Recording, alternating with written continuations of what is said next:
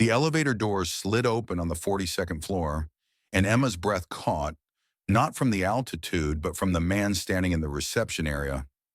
3 months. She'd had 3 months of peace. Adrian Cross stood with his back to her, shoulders rigid beneath a charcoal suit that probably cost more than her rent. He was speaking to her assistant Maya in that low, controlled voice that used to make her pulse race for entirely different reasons. Now it just made her nauseous, though that might have been the morning sickness she'd finally started calling by its name. Emma's hand moved instinctively to her stomach, hidden beneath the flowing emerald blouse she'd chosen specifically for its forgiving cut. 16 weeks, 4 months of carrying a secret that was becoming harder to hide with every passing day. Our Hartley typically arrives by 9, Maya was saying, her voice pitched with nervous professionalism. I can have her call you when... I'll wait. 2 words. That's all it took for Emma's carefully constructed world to tilt. She could turn around, walk back into the elevator, pretend she'd forgotten something at home, but her feet, traitor that they were, carried her forward. She'd built this marketing firm from nothing. She wouldn't run from her own office, not even for him.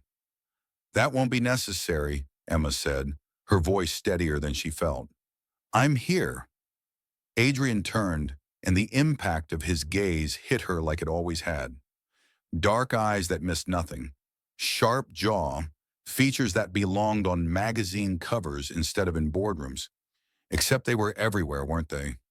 Adrian Cross, in the 34-year-old CEO who tripled his father's empire in 5 years.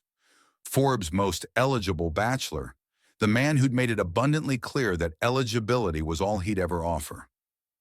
Emma. Her name sounded different in his mouth.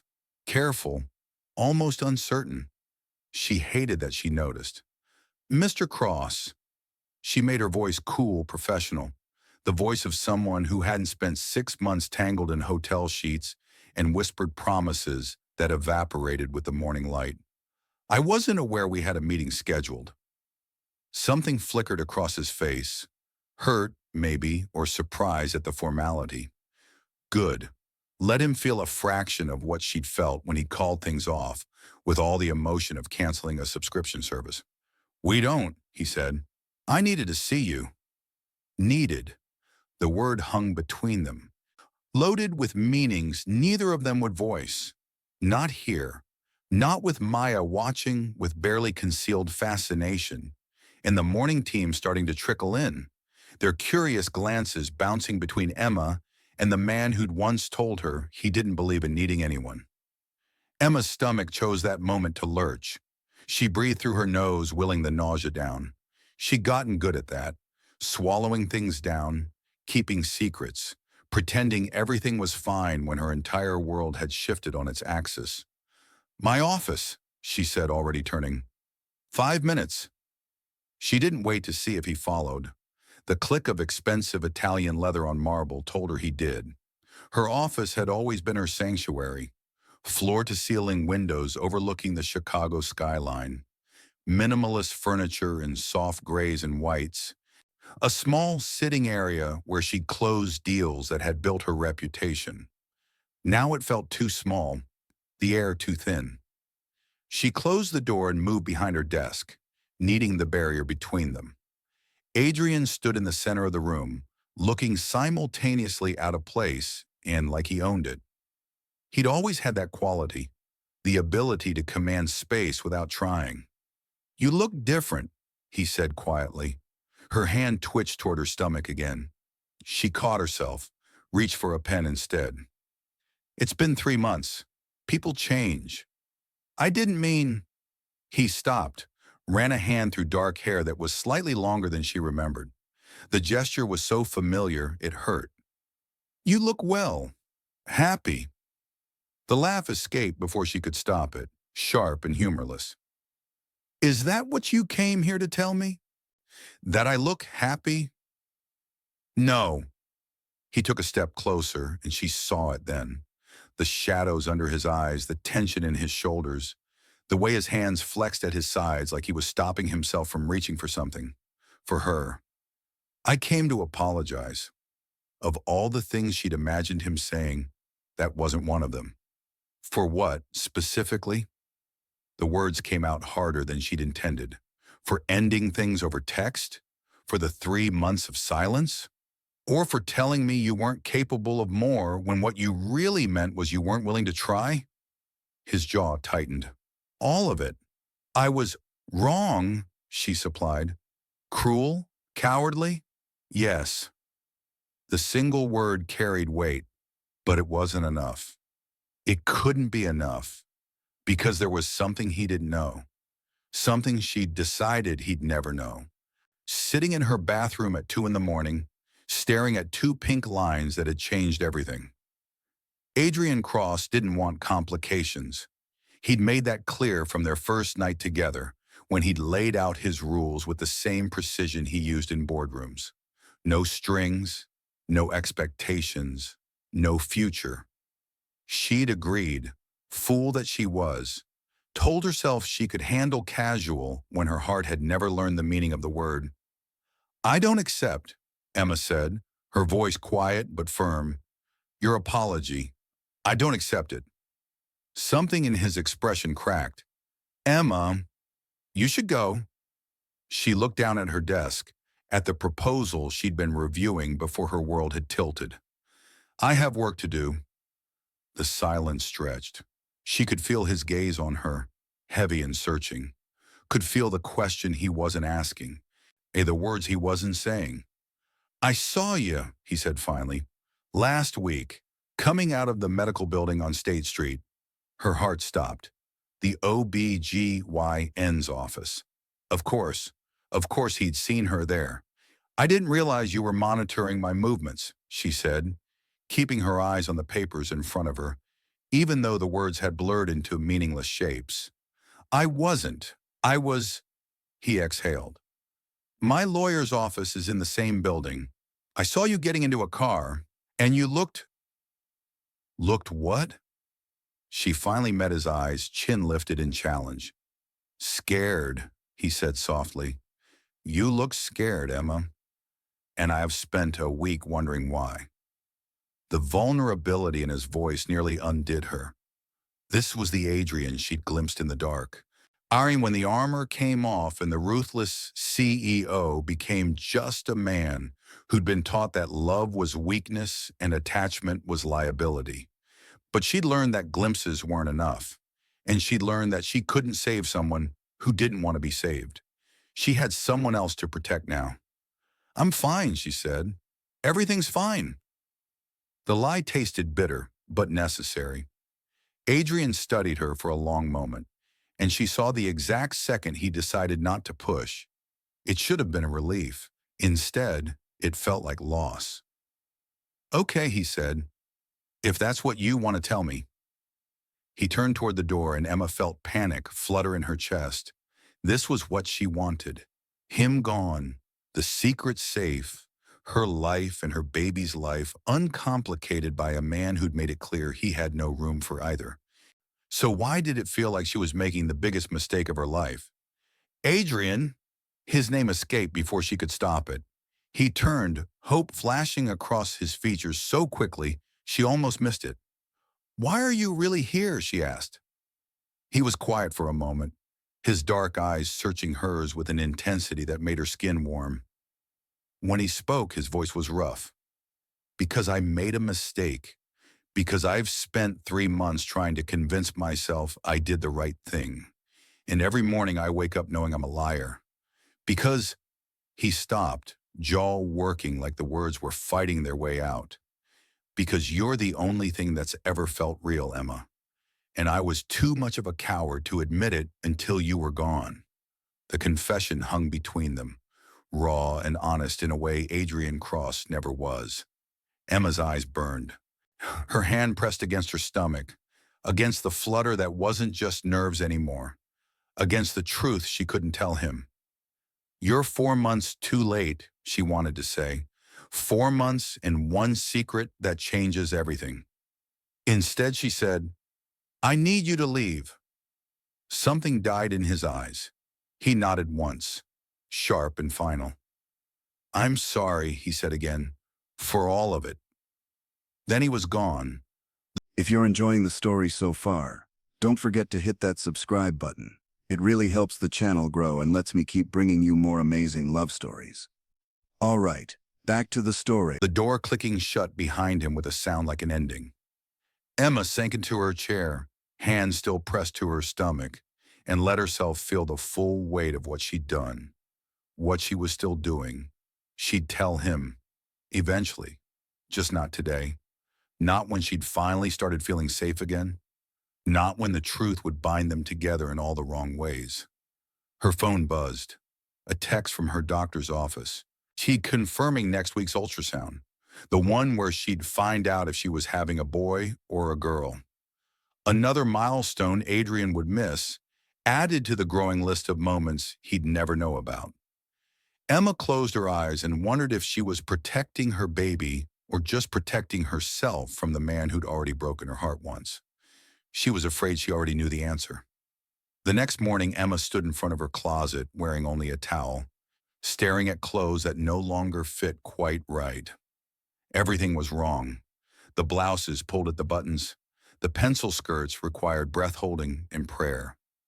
Even her favorite blazer, the navy one that had seen her through her first million-dollar pitch, gaped awkwardly when she tried to button it.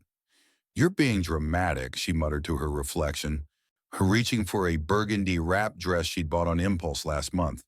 Forgiving fabric, empire waist, perfect for the secret she was keeping. Except she was tired of secrets, tired of choosing clothes based on concealment rather than confidence, tired of the constant mental calculation. Can this hide a baby bump? Will anyone notice? How much longer until I can't pretend? Her phone buzzed on the nightstand. Maya's name flashed across the screen. "He's asking about you." Emma's stomach dropped, and not from morning sickness this time. She typed back quickly, "Who?" 3 dots appeared. Then, "You know who. Called this morning asking if you had lunch plans." Very casual, very obvious. Emma groaned, sinking onto the edge of her bed. Of course, Adrian wasn't going to simply disappear. That would have been too easy. The man who'd built an empire on calculated persistence wasn't about to accept her dismissal. "Tell him I'm busy," she typed. "Already did." He asked about tomorrow. "Still busy." How long are you going to avoid him?" Emma looked down at her stomach, at the slight curve that was no longer just bloating or imagination. Another week, maybe 2, in loose clothing wouldn't be enough. Another month, and there'd be no hiding it. "As long as I need to," she sent back, then silenced her phone. The office was already humming when Emma arrived, her burgundy dress swirling around her knees as she navigated through the open workspace. Hartley and Associates had grown from a one-woman operation in her apartment to 35 employees across 2 floors. Every desk, every success, every late night, she'd built this. Alone. She could handle a baby the same way. "Morning, boss."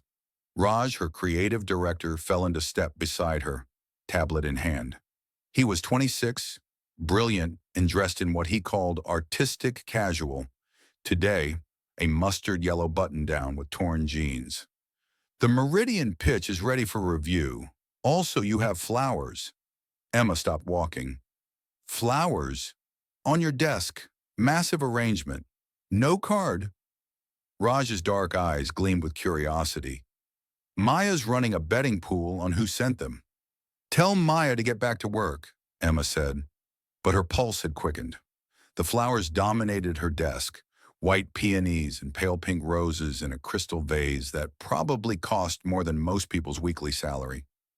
Elegant, understated, exactly the kind of thing Adrian would choose. Emma pulled out the small envelope tucked between the blooms. No signature, just a single line in bold, masculine handwriting. "I'm not giving up." She should have thrown them away, should have had Maya return them or donate them to the hospital down the street. Instead, she found herself touching a soft petal, remembering another bouquet from months ago. Wild flowers in a mason jar, presented with an uncertain smile after their third night together. Whoever he is, he has good taste. Emma jumped, spinning to find Natalie Chen standing in her doorway. Her best friend and CFO wore a sleek black pantsuit and an expression that said she knew exactly who'd sent the flowers. Nat, don't. Natalie stepped inside, closing the door behind her. Don't insult me by pretending. I've known you for 12 years, Emma. I know when you're hiding something. Emma's hand moved to her stomach before she could stop it. Natalie's sharp eyes caught the movement, and her expression shifted from suspicious to shocked. Oh my God, Natalie breathed. You're pregnant. The word hung in the air between them, too big and too real. Emma had been so careful, baggy clothes, strategic positioning, bland explanations for her doctor's appointments. But Natalie had always seen through her defenses. How far along? Natalie's voice had gone soft, careful. 18 weeks.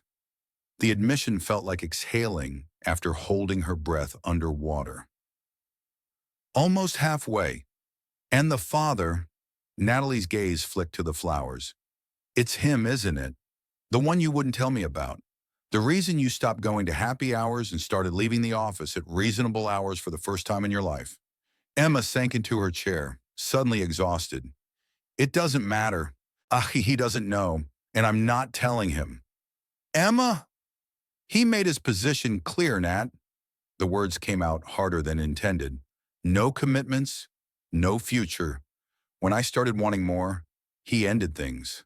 Clean, simple, over. Natalie was quiet for a moment, her analytical mind clearly working through the implications. Adrian Cross? Emma's silence was answer enough. Jesus, Em. Natalie sat down across from her. The Adrian Cross, billionaire CEO, commitment phobe extraordinaire, poster boy for emotionally unavailable? You're not helping. I'm not trying to help. I'm trying to understand. Natalie leaned forward. You're having a baby with one of the most powerful men in Chicago, and you're planning to, what? Hide it forever? Raise a child whose father is on magazine covers? I'm planning to raise my child without subjecting them to a father who sees love as weakness and family as liability. Emma's voice cracked. I won't do that to a baby. I won't spend 18 years watching Adrian try to fit us into the margins of his life, between board meetings and business trips. I won't watch my child learn that they're not enough to make him stay. The tears came before she could stop them. Hot, angry, frustrated tears that she'd been holding back for months.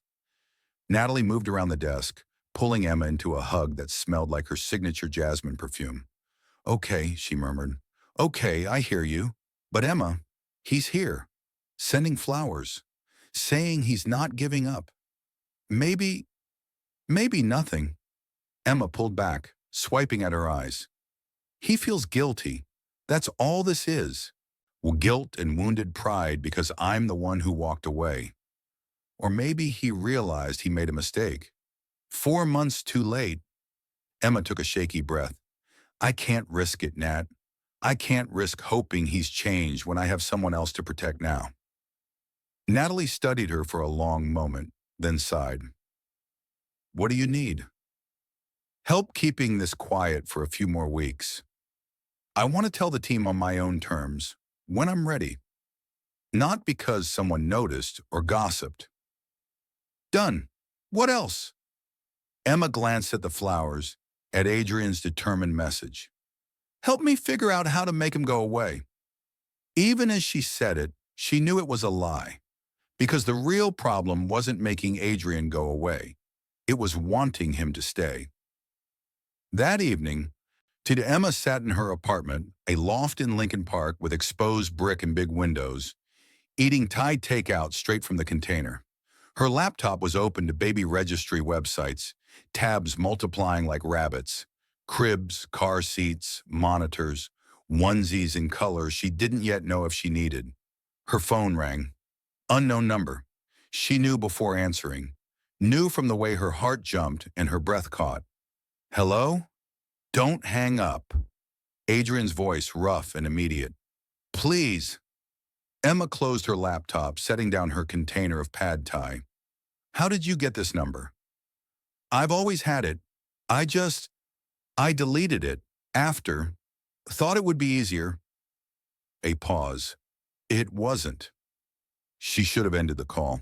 Should have blocked the number and added this to the list of things she was protecting herself from. Instead, she curled into the corner of her gray velvet couch and waited. Did you get the flowers? He asked. Yes. And? And they're beautiful, but they don't change anything. I'm not trying to change anything. I'm trying to... He stopped, and she heard something in the background. Traffic, maybe. Wind. I'm outside your building. Emma shot to her feet, moving to the window. 6 floors down, Adrian stood on the sidewalk in dark jeans and a black leather jacket, phone pressed to his ear, looking up. Their eyes met through glass and distance, and Emma's breath caught. Go home, Adrian. Let me come up. 5 minutes. That's all I'm asking. I gave you 5 minutes yesterday. Then give me 5 more. His voice dropped, intimate despite the phone between them. Please, Emma. I know I don't deserve it, but I'm asking anyway. She should say no, should protect her secret, her heart, her carefully constructed walls. Should remember that this was the man who'd walked away when things got complicated. But she was so tired of being strong, so tired of holding everything alone. 5 minutes, she heard herself say. That's all. He looked different without the suit, younger, more uncertain, almost vulnerable. His dark hair was windswept, his jaw shadowed with stubble, and there were lines around his eyes she didn't remember. You look exhausted, Emma said, blocking her doorway. I haven't been sleeping. He shoved his hands in his jacket pockets. Can I come in? She stepped aside, hyper-aware of the baby books stacked on her coffee table, the pregnancy yoga DVD case on the counter, the prenatal vitamins next to her purse. She'd gotten careless in her own space, letting evidence of her secret life accumulate. Adrian stepped inside, his gaze sweeping the loft with the same analytical intensity he probably used in boardroom negotiations. Emma tensed, waiting for him to notice, to question, to push. Instead, he turned to her. I owe you a real explanation. You don't owe me anything. I do. He ran a hand through his hair, that familiar gesture of frustration. I ended things the wrong way. I hurt you, and I've spent 3 months trying to convince myself I did it for the right reasons. What reasons? The question escaped before she could stop it. Because from where I stood, you just got bored. Bored? He laughed, sharp and humorless. Emma, I was terrified. The admission hung between them, raw and unexpected. Of what? She whispered. One of how much I needed you. His dark eyes met hers, unguarded in a way she'd never seen. My father built an empire, but he was a terrible husband, worse father. He taught me that love made you weak, that caring about someone gave them power over you. So I built walls, made rules, kept everything casual and controlled. He took a step closer, and Emma's heart raced. Then you happened. You, with your terrible jokes and your fierce ambition and the way you'd argue with me about everything. You got under my skin, Emma, and one morning I woke up and realized I'd started planning my days around seeing you. Started keeping my phone close in case you called. Started wanting, his voice cracked, started wanting things I'd convinced myself I didn't need. Emma's eyes burned. So you ran. I panicked, told myself I was protecting both of us, that you deserved someone who knew how to do this. The relationship thing, the vulnerability thing, someone who wasn't damaged goods. You're not, I am, he said simply. But I'm trying not to be. I'm trying to be someone worthy of a second chance. Her hand moved to her stomach, pressing against the secret growing there.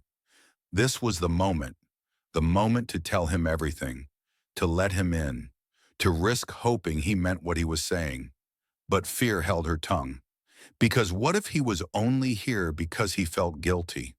What if the baby changed everything? Turned this tentative reconciliation into obligation and resentment? What if she told him and saw that flash of panic again, the walls slamming back into place? I don't know if I can do this, Emma whispered. Trust you again. I know. Adrian's voice was soft. I'm not asking you to. Not yet. I'm just asking for a chance to prove I've changed, to show you that I can be what you need. What I need? Emma felt anger spark beneath the vulnerability. Adrian, what I needed was for you to fight for us 3 months ago. What I needed was for you to choose me before I had to walk away. You're right, and I can't change that. But I can choose you now, every day, for as long as you'll let me. The sincerity in his voice nearly broke her. This was everything she'd wanted to hear, wrapped in the voice of the man she'd never stopped loving. And she couldn't accept it, not without telling him the truth. But she wasn't ready. Not yet. Your 5 minutes are up, she said quietly. Hurt flashed across his features, but he nodded. Okay, but Emma, I meant what I said in the note. I'm not giving up. He moved toward the door, and Emma felt that same panic from yesterday. The sense that she was making a terrible mistake, that she was letting something precious slip through her fingers. Adrian! Her voice stopped him at the threshold. Why now? Why not a month ago or 2 months ago? What changed? He turned, and the vulnerability in his expression made her chest ache. I saw you at the medical building, and you looked scared. And I realized that if something was wrong, if you needed someone, I wanted to be that person. I needed to be that person. He paused. But I also realized I'd given up the right to be, and that if I didn't try to get it back, I'd regret it for the rest of my life. Then he was gone, leaving Emma alone with her secrets and her impossible choices. She sank onto the couch, hand pressed to her stomach, and felt the flutter of movement that still took her breath away. Her baby, their baby, a baby that deserved the truth, even if Emma wasn't ready to give it. Dearest viewers, do you think Emma's making the right choice keeping the secret? Or is she just protecting herself from more heartbreak? Let me know in the comment section. Emma stared at the email, reading it for the third time as if the words might magically rearrange themselves into something less catastrophic. From Richard Pemberton, Pemberton Industries, R.E., Charity Gala, co-host invitation. Dear Ms. Hartley, Pemberton Industries would be honored to have Hartley and Associates co-host our annual Children's Hospital Charity Gala on March 15th. As you may know, we've partnered with Cross Enterprises for this year's event. Mr. Word Cross specifically recommended your firm for the marketing and PR coordination. Emma's coffee had gone cold in her hand. Adrian had recommended her. Of course he had. This is a problem. Natalie stood beside her desk, reading over her shoulder. A big, unavoidable, you'll be working directly with him problem. I can turn it down. You can't turn it down. Natalie's voice was firm. Pemberton Industries is a $50 million account. This gala gets national media coverage. And turning it down because you're avoiding your baby's father, don't. Emma's voice came out sharper than intended. Would be letting personal feelings compromise professional opportunities, Natalie finished unfazed. Which isn't you, Em. You built this company on saying yes to the hard things. Emma looked down at her stomach, Nana concealed today beneath a flowing navy blouse with delicate white embroidery. 20 weeks, halfway through. The anatomy scan last week had revealed 10 perfect fingers, 10 perfect toes, and a gender she'd asked the technician to write down and seal in an envelope she hadn't yet opened. She was running out of time. How long until the gala? Emma asked, though she already knew the answer. 6 weeks. 6 weeks of working closely with Adrian. 6 weeks of hiding a pregnancy that was becoming impossible to hide. 6 weeks of pretending her heart didn't still break every time she saw him. "I need a raise," Emma muttered. Natalie smiled. "I'll add it to your next board meeting agenda." The first planning meeting was scheduled for Thursday morning at Cross Enterprises headquarters, a gleaming tower of steel and glass that dominated the Chicago skyline. Emma had been there once before, months ago, slipping in after dark for a private dinner in Adrian's office that had ended with her dress on his floor and his name on her lips. She pushed the memory away as she entered the building, Maya trailing behind with tablets and portfolios. The lobby was all marble and modern art, intimidatingly beautiful in a way that screamed wealth and power. Mrs. Hartley, Adrian's assistant, a polished woman in her 50s named Margaret, greeted them with a professional smile. "Mr. Cross is expecting you. Conference room A." The elevator ride to the 48th floor felt endless. Emma smoothed her navy blouse, paired today with wide-leg cream trousers that accommodated her changing body, and tried to ignore the flutter in her stomach that wasn't just the baby. Adrian stood at the head of a massive conference table, talking with two men Emma recognized from industry magazines. He wore a navy suit that matched her blouse. Coincidence or deliberate? And when his eyes found hers, something shifted in his expression. Warmth, relief, something that looked dangerously like longing. "Emma." He crossed the room in 3 strides, hand extended in a professional gesture that felt absurdly formal given everything between them. "Thank you for coming." His hand was warm, his grip firm. Emma released it quickly, hyper-aware of Maya watching, of the other executives waiting, of the secret growing between them. "Mr. Cross." She kept her voice cool, professional. "Shall we begin?" 2 hours later, Emma's head was spinning with logistics, budgets, and sponsor obligations. The gala was larger than she'd anticipated. 500 guests, 15 corporate sponsors, live entertainment, and a silent auction featuring everything from sports memorabilia to exotic vacations. "The theme is building futures," Adrian was saying, pulling up renderings on the conference room screen. "We want to emphasize the children's hospital expansion, the new pediatric wing that will serve underserved communities."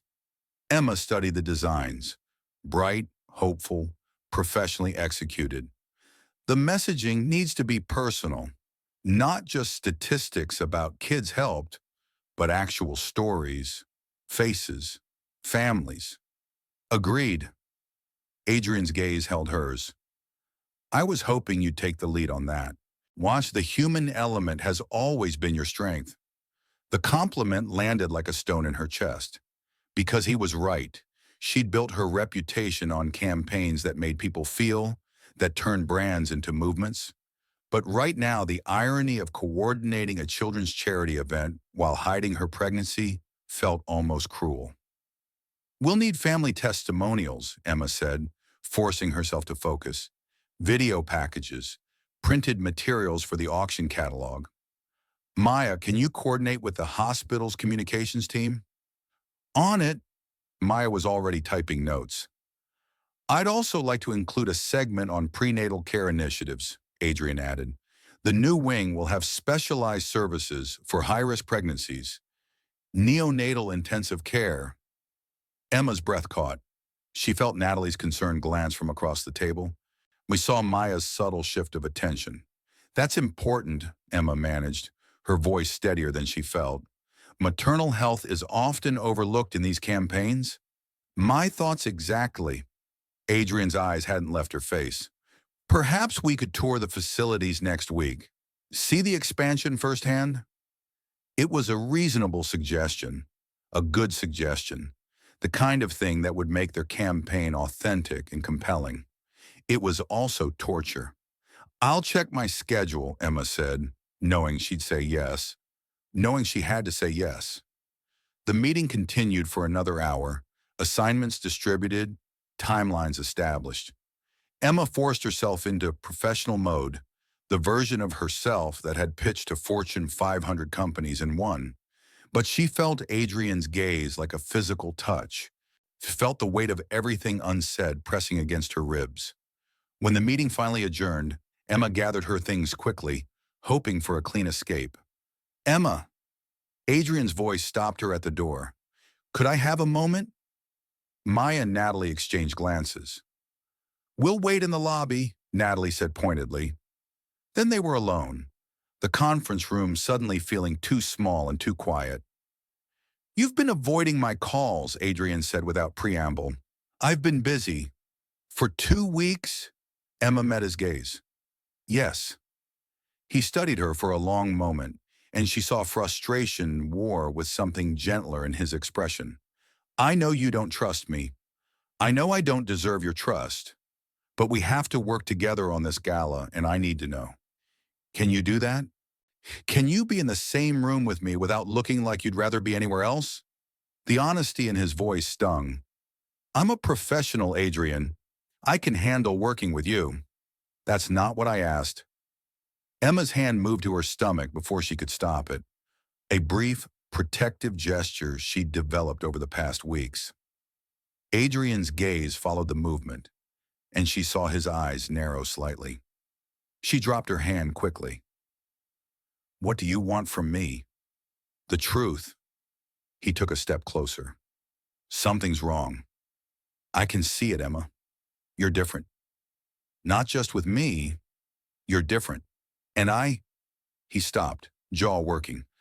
I know I gave up the right to ask, but I'm asking anyway. Are you okay? The concern in his voice nearly broke her. This was the Adrian she'd fallen for. The one who showed up with soup when she was sick, who remembered she hated mushrooms and loved terrible action movies, who'd once driven 2 hours to bring her a forgotten presentation because he knew how much the pitch mattered. The one she'd thought was real before he'd proven he wasn't, except he was looking at her like she mattered, like her answer mattered, like he'd fight dragons if she admitted there were any to fight, and she wanted so badly to tell him.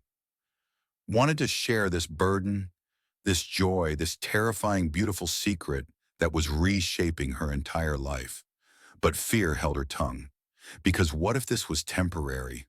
What if his concern evaporated when faced with actual responsibility? What if she told him about the baby and watched him retreat behind those walls again? Except this time with obligation and resentment as mortar. I'm fine, she said. Just stressed. Weck, this is a big project. She watched hope dim in his eyes, watched him accept the lie even though they both knew that's what it was. Okay, he said quietly. But Emma, when you're ready to tell me what's really going on, I'll be here. The hospital tour was scheduled for the following Tuesday. Emma stood in the parking garage of her building that morning, staring at the loose coral wrap top and white linen pants she'd chosen. Comfortable, flowing, professional. Perfect for hiding a 21-week baby bump. Her phone buzzed. Adrian's name flashed across the screen.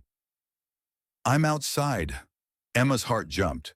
Outside meant he was picking her up, which meant an hour in a car together, minimum, which meant conversation and proximity and all the things she'd been trying to avoid.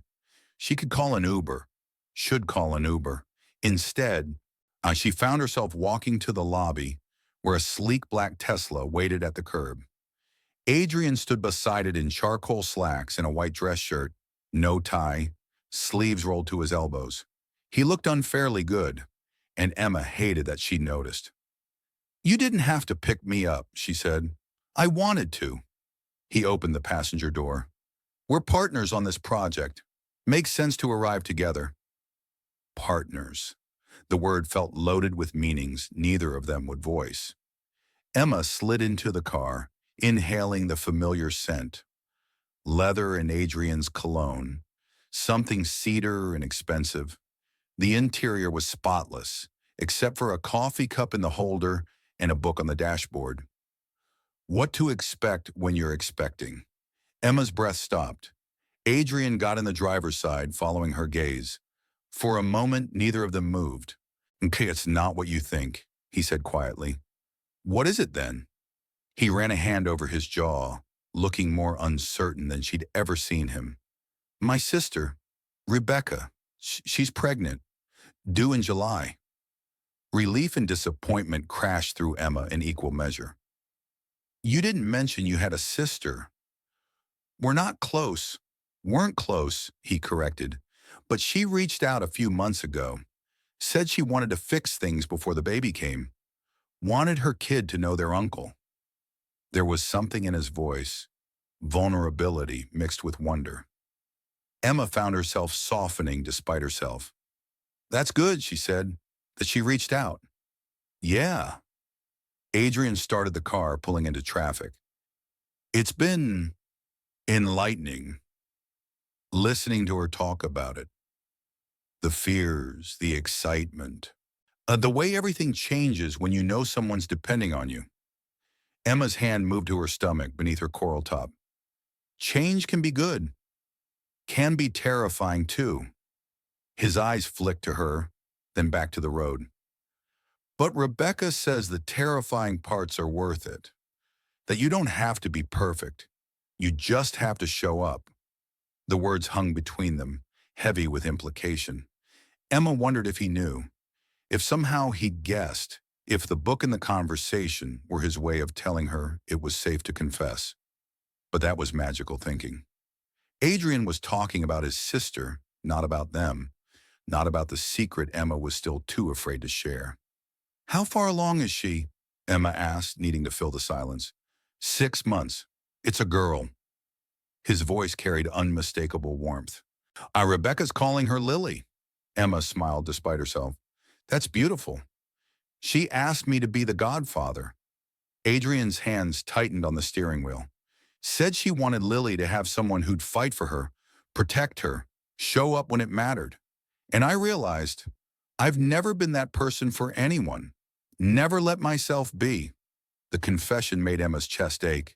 You could be, if you wanted to. I want to. His voice dropped, intimate in the enclosed space. I'm trying to be. Emma looked out the window, blinking back tears she couldn't explain. Not to him, not without explaining everything. The hospital was gleaming and new, all bright colors and hopeful murals.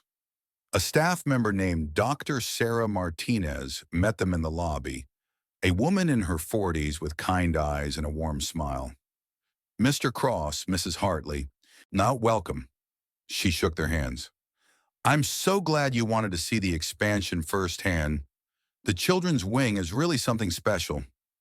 She led them through corridors painted with rainbows and clouds, past playrooms and patient rooms designed to feel less like hospitals and more like home, but it was the prenatal center that made Emma's breath catch.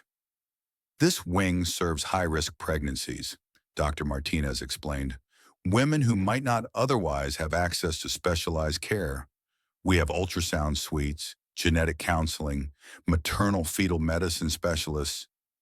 It's incredible, Emma whispered, looking at the exam rooms with their state-of-the-art equipment and gentle lighting. We're particularly proud of our NICU expansion, Dr. Martinez continued. 24 beds for premature babies, with private rooms for parents to stay overnight. We believe family bonding is essential to recovery. Adrian was quiet beside her, but Emma felt his attention like a physical weight. When Dr. Martinez excused herself to take a call, they stood alone in the hallway, surrounded by images of mothers and babies, hope and new beginnings.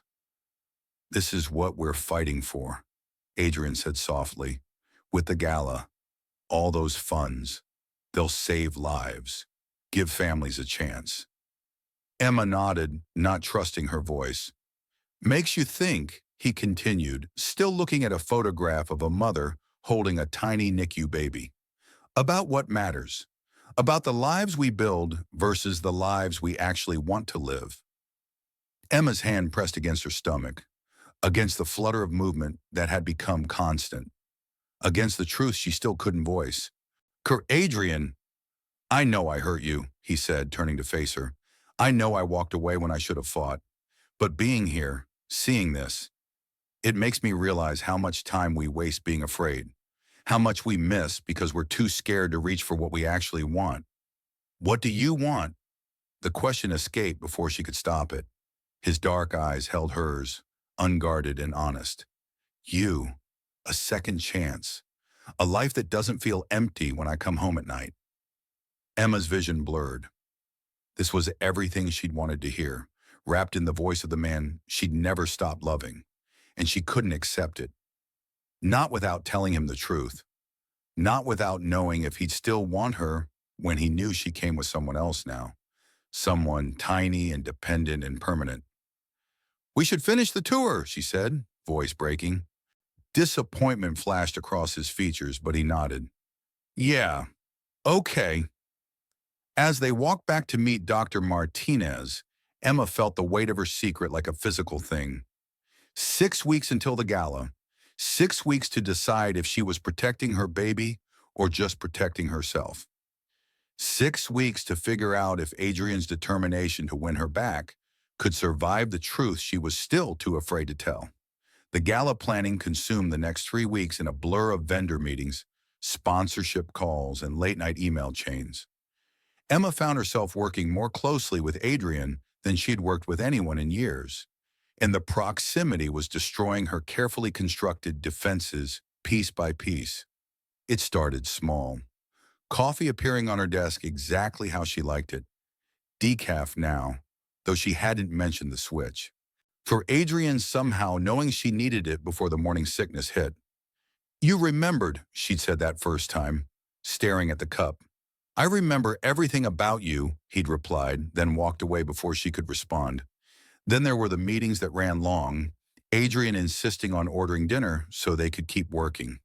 Except the work always dissolved into conversation, debates about movies and politics, and whether pineapple belonged on pizza. The kind of easy banter they'd fallen into months ago, before everything got complicated. You're wrong, Emma said one evening, pointing her chopsticks at him accusingly. They were in her office, Chinese takeout containers scattered across her desk. Die Hard is absolutely a Christmas movie. It's an action movie that happens to take place at Christmas, Adrian countered, leaning back in his chair with a smile that made her stomach flip. That doesn't make it a Christmas movie. It has Christmas music, Christmas themes. The whole point is about family and coming home. The whole point is explosions and one-liners. You're impossible. But she was smiling and he was smiling, and for a moment it felt like before. Like they were just two people who enjoyed each other's company, uncomplicated and easy. Then Emma's baby kicked, a solid flutter against her ribs, and reality crashed back. She shifted in her seat, hand moving instinctively to her stomach beneath her flowing rose-colored tunic. Adrian's eyes tracked the movement. You okay? Fine, just... She scrambled for an excuse. Ate too fast. He didn't look convinced, but he let it go. He always let it go. Even though Emma could see the questions building in his eyes, the concern growing with each passing day. 23 weeks pregnant, and Emma was running out of ways to hide it. You need to tell him, Natalie said for the 100th time. They were in Emma's apartment, Natalie helping her try on potential gala dresses. The event was 3 weeks away, and Emma's carefully curated wardrobe of flowing fabrics was reaching its limit. I will, Emma said, struggling with a deep purple Empire waist gown. After the gala. Look at yourself. Natalie gestured to the mirror. Emma did. The dress was beautiful, burgundy velvet with a draped bodice and flowing skirt. It hid the bump well enough from the front, but the side view told a different story. There was no mistaking the curve of her stomach, the fullness that no amount of strategic draping could completely conceal. I'll be fine, Emma insisted. It's just 3 more weeks. 3 weeks of working 12-hour days with a man who looks at you like you're the only person in the room.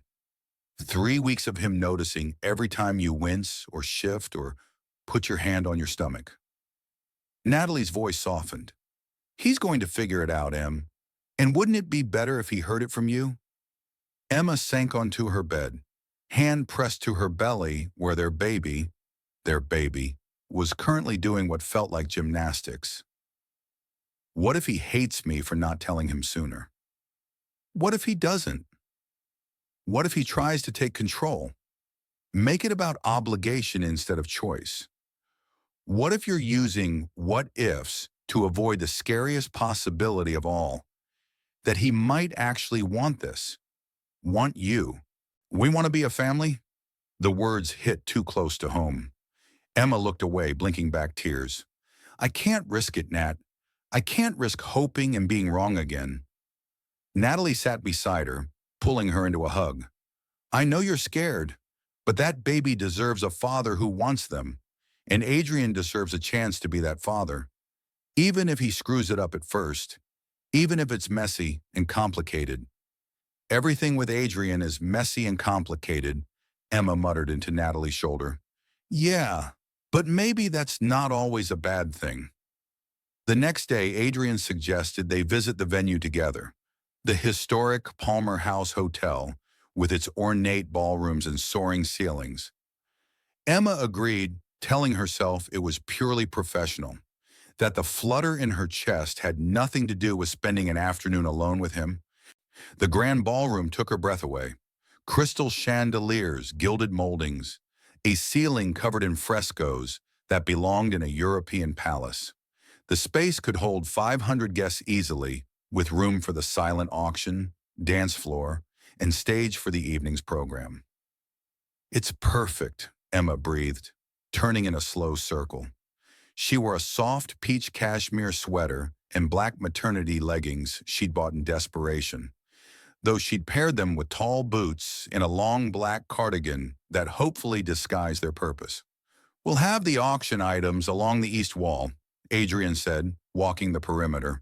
He'd forgone the suit today for dark jeans and a gray Henley that did unfair things to his shoulders. Stage and podium here, dance floor in the center, and the video presentation, Emma asked, pulling out her tablet to make notes. We could project it on the far wall, make it impossible to ignore. He moved closer, looking over her shoulder at the layout she was sketching, close enough that she could smell his cologne, feel the warmth of him at her back. Emma's breath hitched. She stepped away, creating distance before she did something stupid like lean into him. The hospital testimonial should be the centerpiece, she said, keeping her voice professional. We have 3 families willing to share their stories. Young mother with twins in the NICU, a father whose daughter needed emergency heart surgery, and she paused, consulting her notes. A couple who lost their first baby but had a healthy son thanks to the high-risk pregnancy program. Those are powerful stories, Adrian said quietly. Hard stories. The best fundraising comes from honesty, from showing people what their money actually does. Emma looked up at the frescoed ceiling, imagining the ballroom filled with Chicago's elite, champagne flowing, checkbooks opening. We make them feel something, and they give more than they plan. Is that manipulative or just smart marketing? Both. She met his eyes, found him watching her with that intensity that always made her pulse race. But it's for a good cause, so I sleep fine at night. Do you? The question was soft, searching. Sleep fine at night?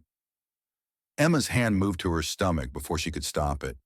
The baby was active lately, especially in the evenings, like they knew when Emma was trying to rest. Not really, she admitted. Too much on my mind. Want to talk about it? Yes, her heart screamed. I want to tell you everything. Want to share the ultrasound photos and the midnight fears and the way I cry at diaper commercials now. Want to ask if you feel them moving when you stand this close, if some part of you already knows. It's just work stress, she said instead. The gala, making sure everything's perfect. He studied her for a long moment, and she saw the exact second he decided not to push. Again, always deciding not to push, giving her space when what she needed was for him to break through her walls and demand the truth. But that wasn't fair. She was the one hiding. She was the one keeping secrets. Come on, Adrian said, gesturing toward the balcony doors. Let me show you something. The terrace overlooked State Street, the city sprawling beneath them in afternoon sunlight. It was unseasonably warm for March, the kind of false spring Chicago sometimes offered before remembering it was supposed to be cold. We could have cocktail hour out here, Adrian said, leaning against the railing. Weather permitting. Give people a chance to mingle before dinner. It's beautiful, Emma agreed, joining him. The view was stunning. Old architecture mixing with new, the lake a slash of blue in the distance. I used to come here as a kid, Adrian said suddenly. My mother would bring me for afternoon tea, before she left. Emma turned to him, surprised. He never talked about his mother, never talked about his childhood beyond vague references to his father's impossibly high standards. She left when I was 8, he continued, still looking out at the city. Packed a bag one day and just disappeared. My father told me she was weak, that she couldn't handle the pressure of our life, our expectations, that loving people made you vulnerable, and vulnerability was something crossmen couldn't afford. Adrian, I believed him. For years I believed him. His jaw tightened. Built my whole life around not being weak like she was, not needing anyone, not letting anyone in. That's not weakness, Emma said softly. Leaving might have been the strongest thing she ever did. He looked at her then, something vulnerable and raw in his expression. I know that now, because being without you these past months taught me that shutting people out doesn't make you strong. It just makes you alone. Emma's breath caught. The baby kicked, hard, like they were protesting her silence, like they knew their father was standing right there, opening his heart, and their mother was too afraid to do the same. I'm not asking you to forgive me, Adrian continued.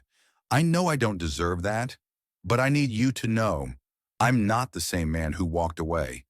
Being without you changed me, and if you give me another chance, I won't waste it.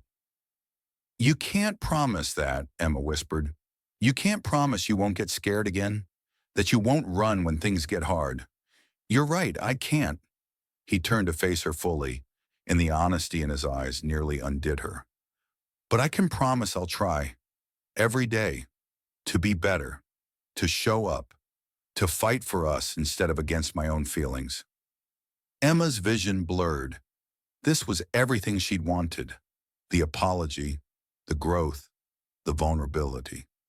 The man she'd fallen for standing in front of her, offering his heart with shaking hands.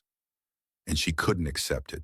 Not with this secret between them, not with the weight of her deception growing heavier every day. I need to tell you something, she heard herself say. Adrian went very still. Okay. Emma opened her mouth, closed it. The words were right there, trembling on her tongue. I'm pregnant with your baby. We're having a child together, and I've been hiding it because I was scared and hurt, and I didn't trust you not to break my heart again. The gala, she said instead, hating herself. I think we should use personal stories in the program, not just the families from the hospital, us too. Why this cause matters to us personally. Disappointment flickered across his features. He'd known she was about to confess something important, and she'd chickened out at the last second.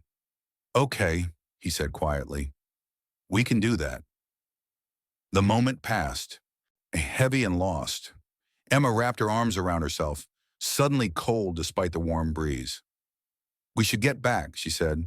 I have a call at 3. Emma. His hand caught her arm, gentle but firm. Whatever you're afraid of, whatever you're holding back, I want you to know I can handle it. There's nothing you could tell me that would make me walk away. Not anymore. The sincerity in his voice broke something in her chest. She wanted so badly to believe him, wanted to trust that this time would be different, that he meant what he said. But trust was earned, not given, and Adrian had already broken hers once. I know, she lied. I just need time. He released her arm, nodding. But as they walked back inside, Emma felt the weight of her deception like a stone in her chest. 3 weeks until the gala, or 3 weeks to find the courage she'd been missing for 6 months. 3 weeks to decide if she was protecting her baby or just protecting herself from the terrifying possibility that Adrian might actually want them both. The next 2 weeks blurred together in a haze of final preparations. Seating charts and menu tastings and sound checks. Emma threw herself into the work, grateful for the distraction from her own spiraling thoughts. But Adrian was everywhere, texting her about small details, showing up at her office with lunch, finding excuses to touch her, a hand on her lower back as they walked through crowds, fingers brushing hers as they reviewed documents, casual contact that felt anything but casual. And Emma let him. God help her. She let him close when she should have been pushing him away. "Wes, you're playing with fire," Natalie warned one afternoon, watching Adrian leave Emma's office with a smile that was far too satisfied for a simple business meeting. "I'm being professional," Emma protested. "You're being an idiot." But Natalie's voice was gentle. "He's falling in love with you again, Em.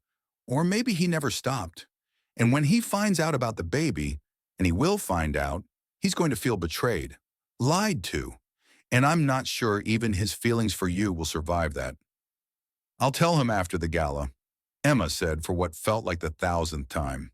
"You better, because that baby's going to run out of hiding space real soon, and I don't think flowing tops are going to cut it much longer." Emma looked down at her stomach. 25 weeks now, round and firm and impossible to ignore when she was alone. If the baby was active, constantly moving, making their presence known in ways that filled Emma with joy and terror in equal measure. She'd started talking to them at night, telling them about their father, about how complicated love could be, about how much she already loved them, even though they'd never met. She started imagining what it would be like, telling Adrian, watching his face as the news sank in, navigating whatever came next together instead of alone. But imagination was safer than reality, and Emma had gotten very good at hiding in safe places. 1 week before the gala, Adrian invited her to dinner. Not for work, he clarified over the phone. Just dinner. You and me. No agendas, no spreadsheets, just a chance to talk. Emma should have said no, should have maintained her boundaries, kept things professional, and protected her heart and her secret. "Okay," she heard herself say. "Where?" "I'll pick you up at 7. Wear something comfortable." He wouldn't tell her where they were going, which should have annoyed her, but instead felt like the kind of surprise she used to love. Back when they were good, back when she still believed in them. Emma spent an hour choosing her outfit, a flowing forest green maxi dress with long sleeves and a flattering empire waist. She paired it with a cropped denim jacket and flat sandals, comfortable and pretty, and capable of hiding a 6-month pregnancy. She studied herself in the mirror, hand pressed to her stomach. "This is a bad idea," she told the baby. "You know that, right? Getting close to him again when I'm still lying by omission?" The baby kicked in response, and Emma smiled despite herself. "Yeah, I don't know what I'm doing either." Adrian was waiting outside her building at exactly 7, leaning against his Tesla in dark jeans and a fitted black sweater. He looked unfairly good, and Emma's traitorous heart did a little flip. "You look beautiful," he said, opening the car door for her. "You clean up okay yourself." She slid into the passenger seat, trying to ignore how natural this felt. How right. They drove in comfortable silence, the city lights blurring past. Emma recognized the route after a few minutes. They were heading to the lakefront, to the stretch of beach that was mostly deserted this time of year. "We're having a beach picnic?" she asked, surprised. "You mentioned once that you missed doing simple things, that everything in your life had become meetings and deadlines and professional obligations." He glanced at her, with something soft in his expression. "I wanted to give you something simple." Emma's throat tightened, because he'd listened. He'd remembered something she'd said in passing months ago, And he'd planned something thoughtful and personal and exactly what she needed. The beach was empty, the sun setting over the water in shades of orange and pink. Adrian had brought blankets and a basket from some upscale deli, sandwiches and fruit and sparkling water that he handed her without comment, as if he hadn't noticed she wasn't drinking wine anymore. They sat on the blanket, watching the waves, and for the first time in months, Emma felt herself relax. Really relax, the tension she'd been carrying finally easing. "Thank you for this," she said quietly, "for remembering. I told you, and I remember everything about you." He was watching her instead of the sunset, his gaze steady and warm. "The way you hum when you're concentrating, how you organize your desk by color, that you're terrified of butterflies but won't kill spiders because you think they're good luck." Emma laughed, surprised. "I didn't know you noticed that." "I noticed everything." His voice dropped, intimate in the growing darkness. "The way you bite your lip when you're nervous, how you tuck your hair behind your ear when you're lying, that you rub your stomach when—" He stopped. His eyes dropped to where Emma's hand was pressed against her belly, an unconscious gesture she'd developed over the past months. The air between them shifted, charged with sudden tension. "When you're stressed," Adrian finished carefully. But his eyes had changed, sharp, focused. "We're seeing too much." Emma's heart hammered. She should move her hand, should laugh it off, change the subject, do anything but sit here frozen while Adrian's brilliant mind connected pieces she tried so hard to keep separate. "Emma!" His voice was very quiet, very controlled. "How far along are you?" The question hit like a physical blow. Emma couldn't breathe, couldn't think, couldn't do anything but stare at him as her carefully constructed world crumbled. "I don't," she started. "Don't lie to me, please." His jaw was tight, his hands clenched. "I've watched you for weeks now. The way you avoid alcohol, how you're always tired, the clothes you wear, the way you touch your stomach like—" His voice cracked. "Like you're protecting something. Someone." Emma's eyes filled with tears. "Adrian, is it mine?" The question was raw, desperate. "Honor, Emma, please. Is it mine?" And there it was. The moment she'd been dreading and secretly hoping for. The truth, demanded instead of confessed. Emma looked at the man she'd never stopped loving, saw the hope and fear and desperate need in his eyes, and made her choice. "Yes," she whispered. "Yes, it's yours." The secret's out. Now what happens? Let's find out in part 2.